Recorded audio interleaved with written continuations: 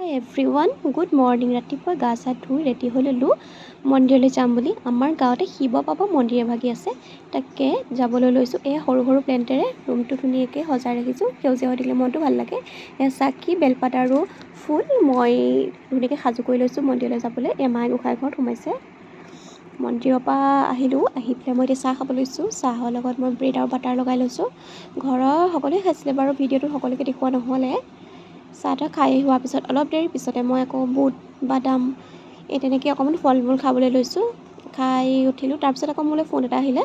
মোক কৈছে আপোনাৰ পাৰ্চেল এটা আহিছে, মানে লং কুৰ্তি এটা আৰু শ্বৰ্ট কুৰ্তি এটা আহিছে, এই দুটা। মই অকণমান শ্বৰ্ট কুৰ্তিটো দেখাইছোঁ বাৰু, কালাৰটো ব্লেক আৰু চাইজটো M চাইজ। মোক কিন্তু চাইজটো ধুনীয়াই হৈছে। মই অকণমান পিন্ধি দেখাইছোঁ, আপোনালোকে কেনেকুৱা হয় জনাবচোন। কেনেকুৱা লাগিছে বাৰু, মোৰ কিন্তু ভালেই লাগিছে। যদি ভিডিঅ'টো চাই ভাল পায় লাইক আৰু কমেণ্ট কৰি দিব। আজিলৈ বাই।